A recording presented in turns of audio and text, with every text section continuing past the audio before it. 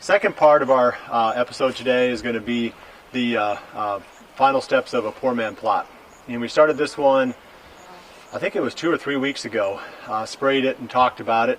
This week I'm going to do the final steps, including spraying it with the plot start and seeding it down. We got to burn the dead grass off first. So should be a lot of excitement today. We always have a lot of fun whenever we get to start a fire here on the Midwest Whitetail Show. First and foremost, the deer seem like they're really comfortable in these small food plots, and they'll come out before daylight or after daylight in the morning and before dark in the evening.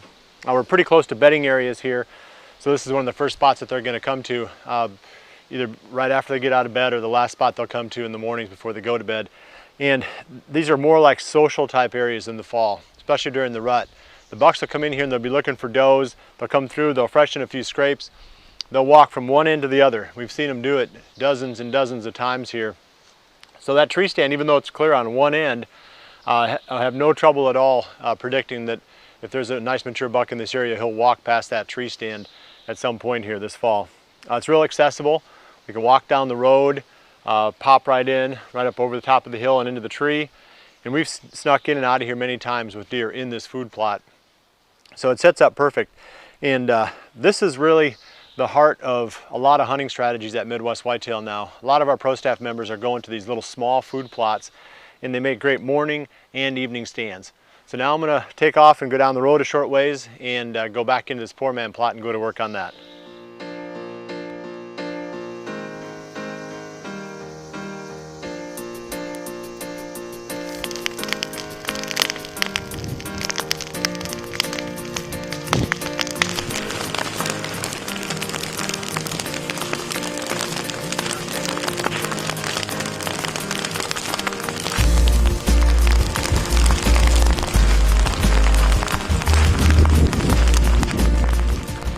I'm going to spread some of the Pure Trophy Clover blend on there.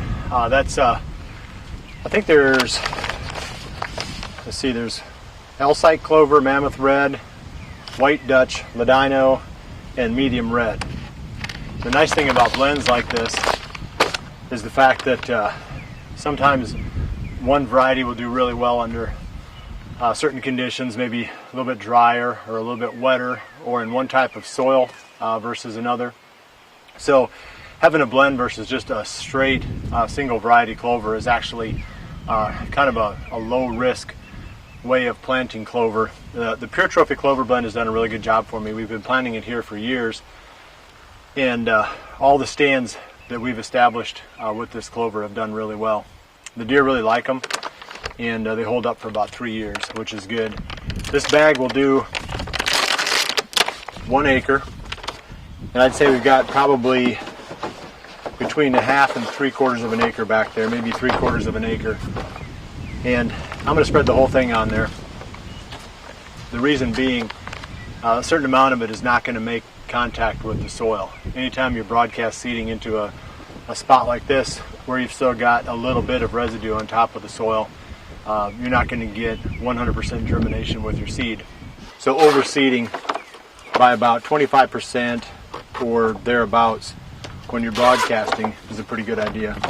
You know, there's a lot of ways you can find the right setting for the spreader. I'm not even sure what setting I use. I believe it's about, it's no more than about one click in. You'd rather start out light and then have to go back over it another time rather than start too heavy, then you put too much seed down at first, then you run out of seed, or you just get the seeds too close together, and then the plants don't really do well because they're so competitive with each other trying to get nutrients and moisture. So we're really close to having this one wrapped up. Got the plot start down. The fire went through real fast. We knew that with as green as it is now that it wasn't going to escape this little plot. So we just lit it on the upwind side and just let it torch right through. So that was pretty fun. I'll come back again, like I said, in a couple of days and hit those spots that are still green with some Roundup and get those cleaned up. And otherwise, all we gotta do is wait for some rain and we're gonna have a food plot back here.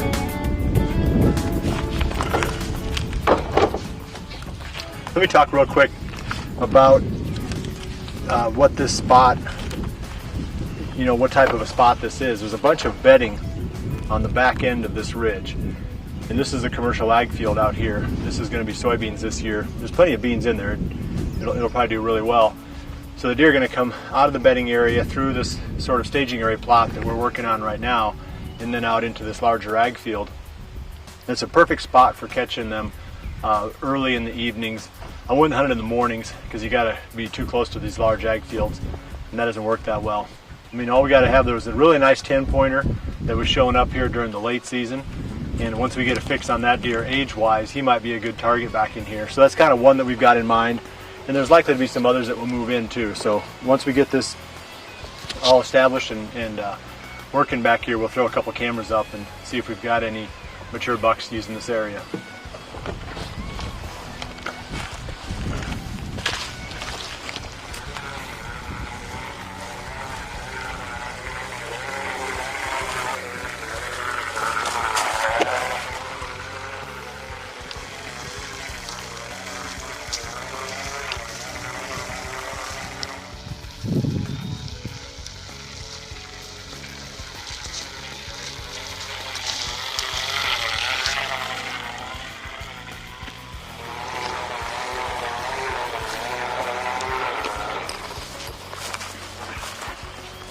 Well, that wraps up the project.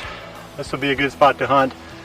I've got the old stand right here. I'm going to be putting a couple of muddies up into a big white oak back off about 15 yards off the edge of the plot here.